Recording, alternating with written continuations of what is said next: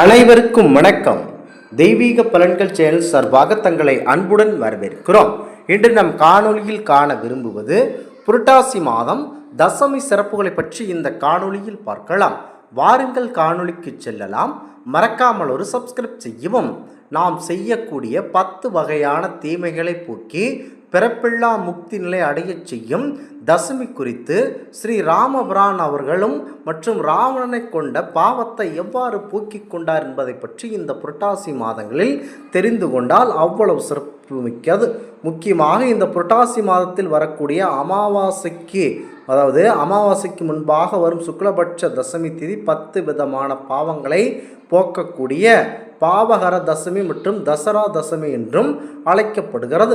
முக்கியமாக இந்த நாட்களில் ஸ்ரீராமன் ராவணனை கொண்டு பாவத்தை நீக்கிக் கொள்ள சேதுக்கரை என அழைக்கப்படும் ஆற்றங்கரையோரங்களில் தற்போதுள்ள ராமேஸ்வரம் ராமநாத சுவாமி என்னும் மணல் லிங்கம் பிரதிஷ்டை செய்து வழிபட்டார் என ஸ்ரீ காந்தம் என்னும் நூலில் குறிப்பிடப்படுகிறது. புரட்டாசி மாதத்தில் வரக்கூடிய தசமி திதியில் 10 விதமான பாவங்களை நீக்கக்கூடிய உன்னதமான ஒரு திதி நாளாக கருதப்படுகிறது. இந்த நாளில்தான் ராமேஸ்வரத்தில் உள்ள அக்னி தீர்த்தத்தில் நீராடி பின் கோவிலில் இருக்கும் புனித தீர்த்தங்களில் நீராடினால் பாவங்கள் நீங்கி புண்ணியமான வாழ்வு கிடைக்கும் என நம்பப்படுகிறது. முக்கியமாக மறுபிறப்பு இல்லாத நிலை மனிதன் அடைவதற்கு பாவ புண்ணியங்கள் இல்லாத நிலை இருக்க வேண்டும். பாவம் செய்தால் நரகமும் புண்ணியமும் செய்தால் சொர்க்கம் என்ற இரு வீடு பேறு என்ற நிலைதான் நாம் முக்தி அடைய தடையாக இருக்கிறது. அதனால்தான் நல்லதை நினை நல்லதையே செய்யென பெரியோர்கள் கூறுவார்கள். முக்கியமாக நல்லதே நடக்கும் என கிருஷ்ணன் பரமாத்மா கூறியதை பின்பற்றினால் முக்தி கிடைக்கிறது என்பது வியாதமாகும். இந்த தசமி தினத்தில் என்ன செய்தால் 10 வித பாவங்கள் தொலையும் என்பதை பற்றி தெரிந்து கொள்ளுங்கள். இந்த புரட்டாசி மாதங்களில் மனதால் செய்யும் 3 வகையான பாவங்கள், வேறொருவை நினைத்து வேறொருவர்களை பிறர் மனைவி நோக்குதல் மற்றும் பணம் இதையினும் திருட நினைத்தல், இந்த மாதிரியான 3 வகையான மனதினால் ஏற்படக்கூடிய 3 வகையான பாவங்கள், வாக்கினால் செய்வது 4 வகையான பாவங்கள், சரீரத்தால் செய்யப்படும் 3 வகையான பாவங்களை போக்கிக் கொள்ள இந்த தசமி திதி உதவுகிறது.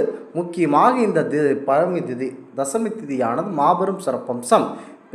மனதால் அது என்ன மனதால் நினைக்கக்கூடிய பாவம் என நீங்கள் கேட்டுக்கொண்டால், பிறர் பொருளை அபகரிக்க நினைவது, பிறருடைய மனைவி மீது அதீத ஆசை கொண்டு அவர்களை அடைய நினைத்தல், முக்கியமாக கெட்ட எண்ணங்கள் தோன்றுதல், பிறர் மனைவி மீது ஆசைப்பட்டு அவர்களை அடைய நினைத்து கொண்டுதல், இதெல்லாம் மனதினால் செய்யக்கூடிய மாபெரும் தண்டனைகளாகவே இருக்கிறது. அது மாபெரும் தீமையாக செய்யப்படும் நாக்கினால் செய்யக்கூடிய வாதம் அடுத்ததாகும். முக்கியமாக மனதினால் செய்யக்கூடியது இந்த பாவங்களாகும்.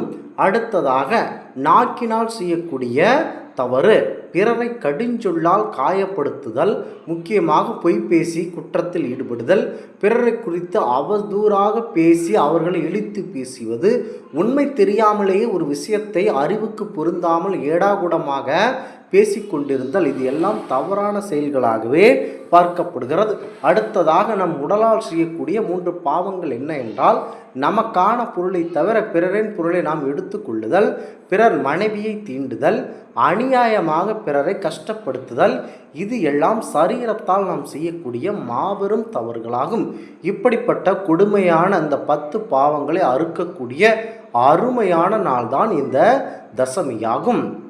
முக்கியமாக 10 பாவங்களை நீங்கள் இந்த புரட்டாசி மாதத்தில் வரும் இந்த தசமி தினத்தில் முக்கியமாக உங்கள் ஊரில் ஏரிகளிலும் குளங்களிலும் அல்லது வாய்ப்பு கிடைத்தால் ராமேஸ்வரம் அக்னி தீர்த்தத்தில் நீராடி கோவிலில் உள்ள புனித தீர்த்தத்தில் நீராட வேண்டும் என்பது இந்த தசமி திதிக்கான விதியாகும். முக்கியமாக எல்லோராலும் ராமேஸ்வரம் செல்ல முடியாத நிலையில் இருக்கும் என்பதனால் அதற்கு பதிலாக உங்கள் ஊரில் உள்ள ஆறு அல்லது குளம், குட்டை, நீர்நிலைகளில் வடக்கு திசை நோக்கி நின்று குளித்து விட வேண்டும்.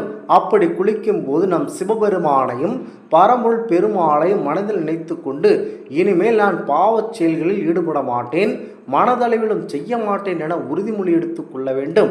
முக்கியமாக இந்த தசமி நாட்கள் 10 நாட்கள் கங்கை நதியில் நீராடினால் அஸ்வமேத யாகம் செய்த பலன் கிடைக்கும் என்பது ஸ்கந்த புராணம் கூறுகிறது. அஸ்வமேத யாகம் என்றால் ஒருவர் உயிரை, அதாவது ஒருவருடைய ஆயுட்காலம் இன்றுடன் முடியப் போகிறது என்று நினைத்து கொண்டு அந்த யாகத்தை செய்தால் சற்று தள்ளி போடும். அதுபோலத்தான் அந்த இறைவனை நம்மை காக்கக்கூடிய அந்த யாகமே தான் இந்த அஸ்வமேத யாகமாகும். அதாவது இன்றுடன் உன்னுடைய ஆயுள் முடிந்து விடுகிறது என்று வைத்து கொண்டால் நீங்கள் பிறக்க எந்த விதமான யாகத்தை செய்ய வேண்டுமென்றால் அந்த யாகம் அஸ்வமேத யாகமாகும். அந்த யாகத்தால் அந்த கடவுள் அவர்கள், அதாவது சிவபெருமான் அவர்கள் மகிழ்ச்சி அடைந்தால் மட்டுமே உங்களுடைய ஆயுள் தப்பிக்கும். அவ்வாறு இருக்க அந்த அஸ்வமேத யாகம் செய்த பலன் கிடைக்கும் இந்த தசமி திதியில் இந்த மாதிரியான செயல்களில் ஈடுபட்டால்.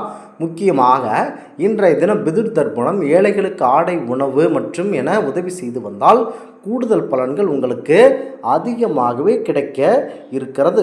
முக்கியமாக தசமி திதியில் எவர் ஒருவர் எந்த செயலை செய்ய நினைத்தாலும் கண்டிப்பாக அவர்களுக்கு மாபெரும் நல்ல காரியங்கள் பெறலாம். முக்கியமாக தசமி நாட்களில் நல்ல காரியங்களின் செயல்களுக்கு அன்றாடம் திதி, வார, நட்சத்திர, யோகம், காரணம் ஆகியவை 5ம் ஆதாரமாக உள்ளன.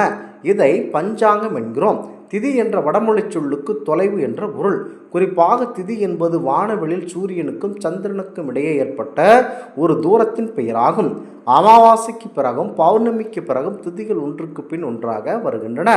ஒவ்வொரு திதியும் ஒவ்வொரு சிறப்பம்சத்தை கொண்டுள்ளன.